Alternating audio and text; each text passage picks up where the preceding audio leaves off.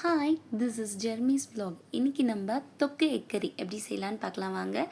3 வெங்காயம் எடுத்து நல்லா ஃபைனாக சாப் பண்ணிக்கலாம். அதே மாதிரி ஒரு தக்காளி எடுத்து அதையுமே நல்லா சாப் பண்ணி எடுத்துக்கலாம்.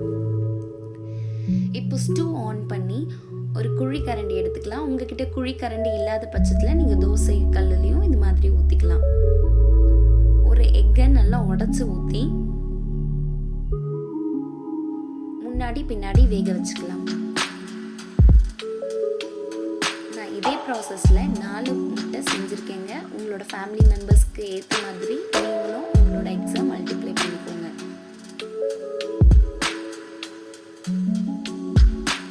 இப்போது இன்னொரு ஸ்கெலட் எடுத்துகிட்டு அதில் ஆயில் ஆட் பண்ணி சீரகம் கடுகு ஆட் பண்ணிக்கலாம். நம்ம வச்சுருக்க ஆனியனையும் இதில் போட்டுக்கலாம். ஆனியன் நல்லா கோல்டன் ப்ரௌன் ஆகிற வரைக்கும் பரட்டி விட்டுட்டு இது கூட சீரகத்தூள் மஞ்சத்தூள் ஆட் பண்ணிக்கலாம்.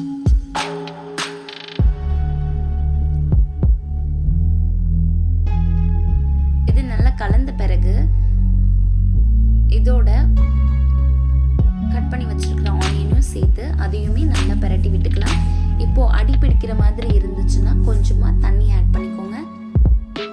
வெந்த உடனே இஞ்சி பூண்டு பேஸ்ட் 1 ஸ்பூன் ஆட் பண்ணிக்கலாம். இஞ்சி பூண்டு மசாலாவோட சேர்ந்து வர மாதிரி கிளறிக்கலாம். இப்போ 1 ஸ்பூன் மிளகாய் தூள் எடுத்திருக்கேன். இந்த மிளகாய் தூள் ரொம்ப காரமானதுங்க. உங்கள் வீட்டில் என்ன மிளகாய் தூள் அரைப்பீங்களோ அதே மாதிரி அரைச்சிக்கோங்க. அதுக்கு தேவையான அளவுக்கு ஆட் பண்ணிக்கோங்க. இப்போ 1 கிளாஸ் தண்ணி ஊற்றி நல்லா கொதிக்க வச்சுக்கலாம். இப்போ இது குழம்பு கன்சிஸ்டன்சியில் இருக்குங்க.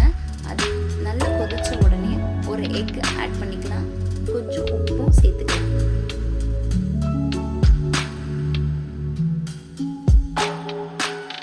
எக் ஆட் பண்ணி முடிச்ச உடனே பாருங்க, இப்போ நல்லா கொதிச்சு திக்காக ஆரம்பிச்சிருச்சுங்க.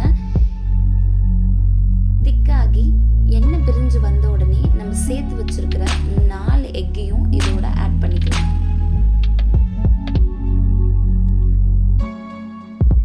இப்போ வச்சிருக்கிற எக்ஸை ஆட் பண்ணி முடிச்ச உடனே எக் அந்த மசாலாக்குள்ள ஊறுற அளவுக்கு அதை கொஞ்ச நேரம் வேக வைக்கலாம்.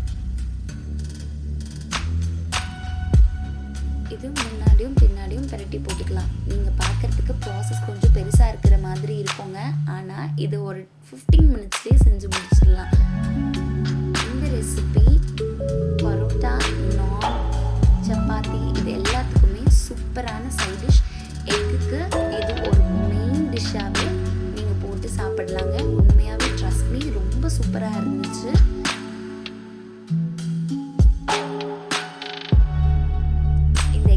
செய்வேன்னு சொன்னாங்க, செஞ்சிருவோம் அப்படின்னு சொல்லி கமெண்ட்ல மெசேஜ் பண்ணுங்க. நான் உங்க கமெண்ட்டை பார்த்து தெரிஞ்சுக்கிறேன்.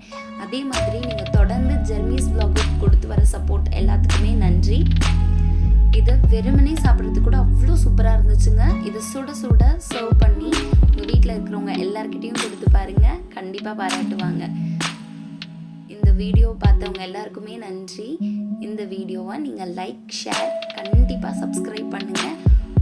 எப்படி இருக்குன்னு சொல்லி செஞ்சு பார்த்துட்டு சொல்லுங்கள்.